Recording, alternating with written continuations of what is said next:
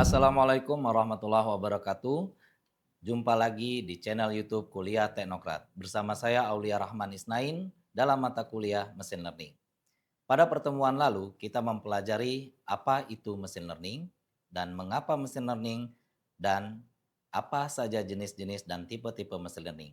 Pada pertemuan kedua ini, kita akan membahas tentang algoritma mesin learning.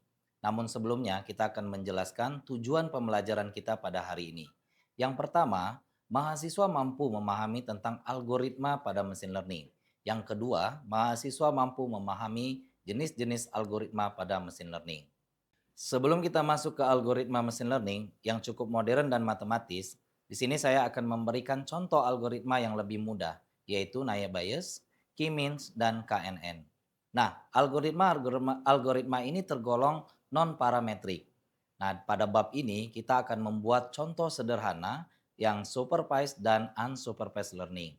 Mudah-mudahan pada bab ini kalian semua mendapatkan gambaran tentang aplikasi mesin learning yang sederhana. Kita akan bahas yang pertama, yaitu Naive Bayes. Naive Bayes adalah algoritma supervised learning yang sangat sederhana. Idenya mirip dengan probabilitas Bayesian pada bab 2 ini. Secara formal, persamaan Naive Bayes untuk klasifikasi diberikan pada persamaan 4.1 yang nanti kita akan bahas, di mana eh, C, I adalah suatu nilai kelas, di mana C adalah pilihan kelas atau himpunan, dan T adalah fitur atau satu fitur bukan feature vector, di mana F adalah banyaknya fitur. Nah, kita akan memprediksi kelas berdasarkan probabilitas kemunculan nilai fitur pada kelas tersebut. Nah, pertama kita akan hitung likelihood suatu feature vektor diklasifikasi ke kelas tertentu berdasarkan bagaimana probabilitas korespondensi fitur-fitur terhadap kelas tersebut. Nah, di sini nanti akan saya berikan contoh persamaan.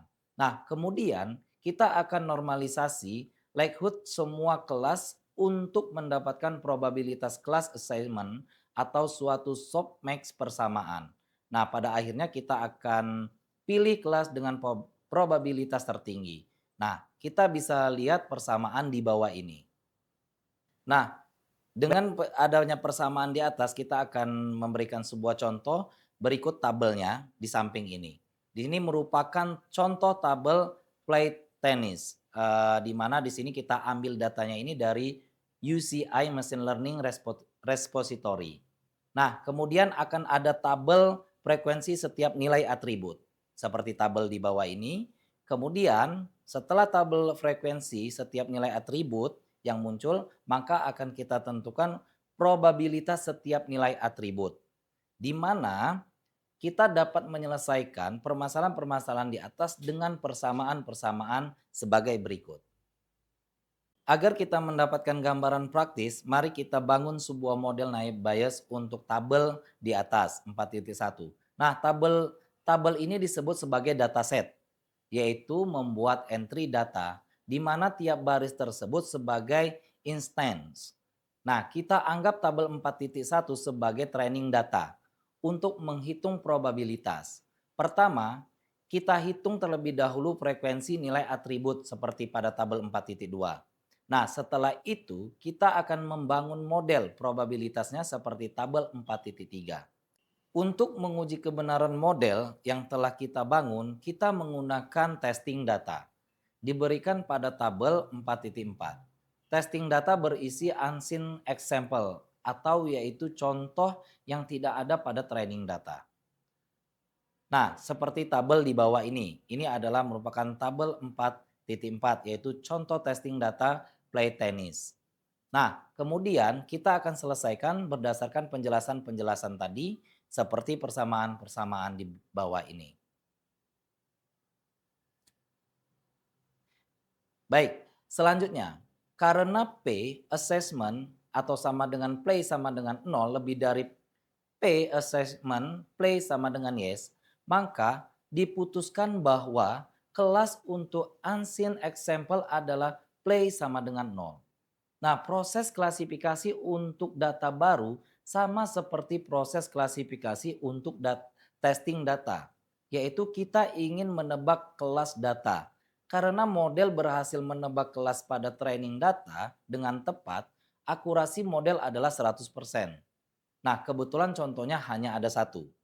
Perhatikan, Anda mungkin berpikir, kita dapat langsung menggunakan likelihood untuk mengklasifikasi. Karena probabilitas dengan likelihood terbesar akan dipilih. Hal ini cukup berbahaya apabila likelihood untuk masing-masing kelas memiliki jarak yang cukup dekat. Nah, sebagai contoh, menghitung probabilitas adalah atau kasus abstraknya likelihood sama dengan eh, seperti di bawah ini 0,070,0,60. Sehingga probabilitas kelas menjadi 0,54,0,64. Oke. Karena perbedaan probabilitas kelas relatif tidak terlalu besar, contoh ini adalah penyederhanaan. Oke, baik. Nah, selanjutnya kita mungkin harus berpikir kembali untuk mengklasifikasikan instan ke kelas pertama. Hal ini berkaitan dengan seberapa yakin kamu mengklasifikasikan suatu sampel ke kelas tertentu. Perbedaan likelihood yang besar menandakan keyakinan, sementara perbedaan yang tipis menandakan ketidakyakinan. Oke, bisa kita perhatikan jumlah likelihood mungkin lebih besar dari satu, sementara probabilitas atau jumlahnya berada pada range 0 sampai dengan 1. Bisa kita lihat persamaan di bawah ini. Nah, pada contoh sebelumnya, nilai likelihood diubah menjadi bentuk probabilitas dengan menggunakan teknik softmax. Nah, contoh softmax ini berbentuk seperti pada persamaan 4.2 seperti yang di atas. Oke, selanjutnya yang kedua adalah kita akan masuk ke algoritma K-means. Nah, pada supervised learning kita mengetahui kelas data untuk setiap feature vector, sedangkan untuk unsupervised learning kita tidak tahu. Nah, tujuan unsupervised learning adalah salah satunya melakukan clustering, yaitu mengelompokkan data-data dengan karakter yang mirip. Nah, untuk melakukan pembelajaran menggunakan K-means, kita harus mengikuti langkah-langkah sebagai berikut.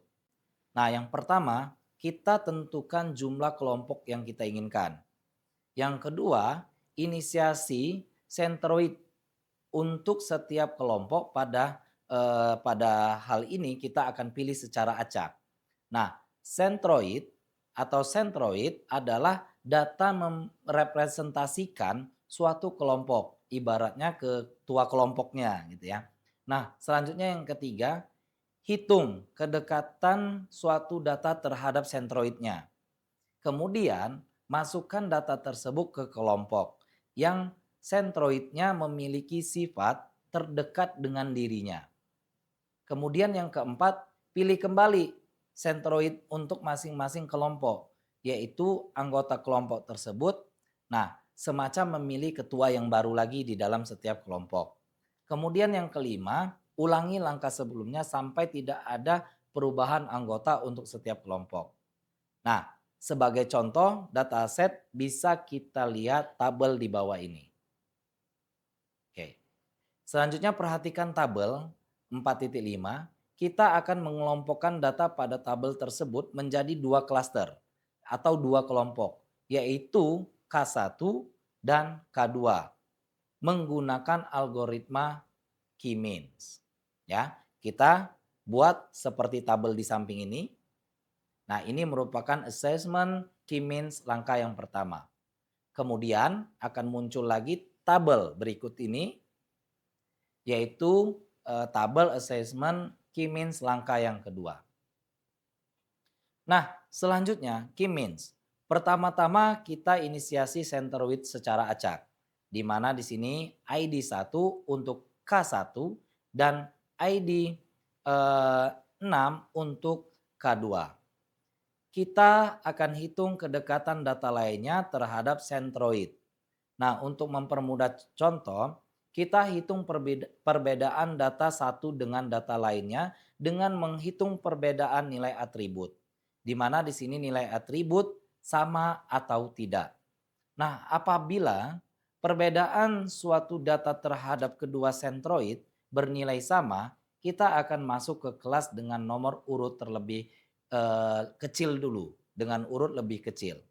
Nah, setelah langkah-langkah ini, contoh satu beranggotakan seperti di bawah ini kita tulis yaitu ID 1, ID 2, ID 3, dan ID 5. Sedangkan sementara untuk kelompok 2 beranggotakan ID 4 dan ID 6. Nah, kita kembali ke sentroid untuk masing-masing kelompok yang mana berasal dari anggota kelompok itu sendiri. Nah, misal kita pilih secara asak ya. Yang pertama sentroid untuk kelompok pertama yaitu adalah ID 2. Nah, sementara untuk kelompok kedua adalah ID 4. Oke. Kita hitung kembali asesmen anggota kelompok yang ilustrasinya dapat kita lihat pada tabel 4.7. Di mana langkah kedua adalah perubahan anggota kelompok K1 sama dengan ID 1, ID 2, ID 3, dan ID 5. Dan K2, ID 4, dan ID 6. Anggap pada langkah ketiga kita memilih kembali ID 2 dan ID 4 sebagai sentroid masing-masing kelompok. Sehingga tidak ada perubahan keanggotaan. Bila kita membaca buku literatur lain, kemungkinan besar akan dijelaskan bahwa clustering itu memiliki hubungan erat dengan Gaussian mixture model. Nah, secara sederhananya, suatu cluster atau satu kelas sebenarnya seolah-olah dapat dipisahkan dengan kelas lainnya. Nah, oleh distribusi Gaussian. Perhatikan gambar berikut ini. Oke, suatu cluster atau kelas seolah-olah dibungkus oleh suatu distribusi Gaussian. Distribusi seluruh dataset dapat diaproksimasi dengan Gaussian Mixture Model atau GMM. Nah, kita ingat kembali bahwa data memiliki suatu pola. Dalam statistik disebut distribusi. Oke. Nah, dengan demikian, machine learning yang mempunyai salah satu tujuan untuk menemukan pola dataset memiliki hubungan yang sangat erat dengan distribusi Gaussian karena pola tersebut dapat diapromasi dengan distribusi Gaussian. Baik, selanjutnya kita akan masuk ke algoritma yang ketiga, yaitu KNN. Di mana KNN ini adalah mengelompokkan data ke kelompok yang memiliki sifat termirip dengannya. Ya, hal ini sangat mirip dengan K-means. Nah, bila K-means digunakan untuk clustering, maka KNN digunakan untuk klasifikasi. Nah, algoritma klasifikasi ini disebut dengan algoritma malas karena tidak mempelajari cara mengkategorikan data. Nah, melainkan hanya mengingat data yang sudah ada, ya. Oke, pada subbab kemarin kita telah mengelompokkan data orang menjadi dua kelompok, data orang kaya menjadi dua kelompok. Baik, pada KNN ini mencari feature vektornya ya dengan sifat termirip. Kemudian mengelompokkan data baru ke kelompok feature vektor tersebut. Ya, sebagai ilustrasinya dengan mudah kita akan lakukan klasifikasi algoritma KNN dengan K sama dengan 3. Oke. Untuk data baru ya, kita masukkan contoh di bawah ini. Kita tahu bahwa sebelumnya kita sudah mengelompokkan K1 adalah ID 1, ID 2, ID 3, dan ID 5, dan K2 sama dengan ID 4 dan ID 6. Oke, seperti tabel berikut. Di mana feature vektor termirip dimiliki oleh data dengan ID 1, ID 5, dan ID 6. Seperti diilustrasikan pada tabel 4.8 ini. Oke, kita dapat menggunakan strategi untuk mengurusi permasalahan ini. Misal, dengan memberikan prioritas masukkan ke kelompok yang rata-rata perbedaannya lebih kecil. Dengan strategi tersebut kita mengklasifikasikan data baru ke kelompok yang pertama. Baiklah, mungkin sampai di sini saja pertemuan kita pada kali ini. Untuk memperdalam, untuk memperjelas, materi yang sudah saya berikan, Anda dapat menyelesaikan tugas-tugas berikut, ya.